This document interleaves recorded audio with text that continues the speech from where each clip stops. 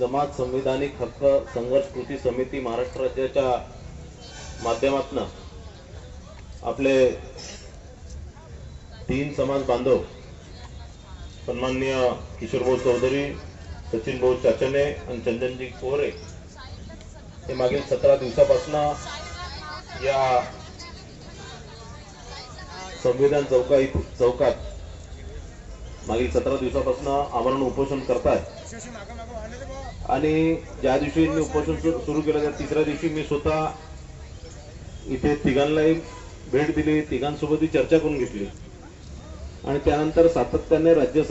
शासनासोबत सन्माननीय मुख्यमंत्री एकनाथ शिंदे साहेब असतील किंवा सन्माननीय उपमुख्यमंत्री देवेंद्र फडणवीस साहेब असतील किंवा अजितदादा पवार असतील या सगळ्यांसोबत संपर्क साधून समाजाची व्यथा त्यांच्या पुढे मांडली। 40 वर्षांनी का होऊ नये, पण कुठेतरी काल पहिल्यांदा राज्य सरकार आणि समाज संघटनेच्या प्रतिनिधींचं काल बैठक झाली आणि सविस्तर चर्चा सुद्धा झाली आणि कालच्या बैठकीनंतर जे जे निर्णय झाले ते आता आपल्याला सगळे वाचून सांगितलेलेच आहे। या संदर्भात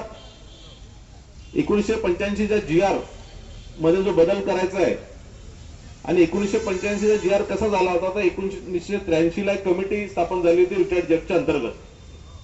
म्हणजे याच्यातल्या अनेक लोकांना प्रश्न असणार जे तिथे नव्हते त्या लोकांना प्रश्न असणार की ही रिटायर्ड जजच्या अंतर्गतची कमिटी का, ते 1983 मध्ये एक समिती स्थापन झाली होती आणि त्या समितीच्या अहवालावर 1985चा GR ची निर्मिती झाली होती। एकदम चांगल्याने एजी साहेबांसोबत मांडला आणि एजी साहेबही कन्व्हिन्स झाले की या आपल्या समाजावर अन्याय झालेला आहे आणि त्यानंतर मग त्यांनी उपमुख्यमंत्री साहेबांना सगळा विषय सांगितला आणि त्यानंतर काल मुंबई इथे सह्याद्री अतिथीगृहामध्ये सगळ्या समाज बांधवांचे जे प्रतिनिधी आहे कैलाश भाऊ असतील, बाकी सगळेच आमच्या या दोन्ही ताई असणार, या सगळे काल 9 लोक होते आणि सगळ्यांची जवळपास 2 तास चर्चा झाली आणि हे जे सगळे जे मुद्दे आहेत या जे आपल्या ज्या मागण्या होत्या या सगळ्या विषयांवर गहन चर्चा सुद्धा झाली। या संदर्भातले जितकेही पुरावे जे आपल्या संघटनेतील जे रुपेशजी असतील किंवा कैलाशजी असतील यांनी जे जे पुरावे सादर केले ते सगळे पुरावे स्वतः अटॉर्नी जनरल साहेबांनी वाचले, फडणवीस साहेबांनी वाचले आणि त्यानंतर या 1985चा जो GR आहे आणि त्या GR मध्ये ज्या चुका झाल्या ज्याच्यामुळे आपल्या समाजाला आरक्षण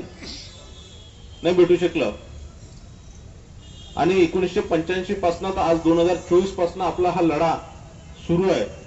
1994 मध्ये आपले 114 बांधव या लढ्यात शहीद झाले आणि त्यावेळेस पासून आजपर्यंत हा लढा मोर्चांच्या माध्यमातून असणार, उपोषणाच्या माध्यमातून असणार, आंदोलनाच्या माध्यमातून असणार किंवा इतर अनेक माध्यमातून सातत्याने सुरू आहे। त्याच प्रकारे आपल्या कोर्टातही अनेक वर्षापासून विविध केसेसच्या माध्यमातून हे सगळं आंदोलन आपलं सुरूच आहे। किशोर चौधरी, माझ्यासोबत असलेले सचिन चाचने, चंदनजी कोरे आणि तिन्ही लोक आज 17व्या दिवशी शासनाच्या जो परिपत्रक आहे त्या परिपत्रकाच्या माध्यमातून जे आपल्याला लाभ मिळणार आहे त्या लाभाच्या अनुषंगाने 12 तारखेचं जे आंदोलन आहे ते आज आपण इथे मागे घेत आहोत आणि जे आमरण उपोषण सुद्धा आहे ते सुद्धा माननीय डॉक्टर बाबासाहेब आंबेडकर यांच्या पुतळ्याला अभिवादन करून या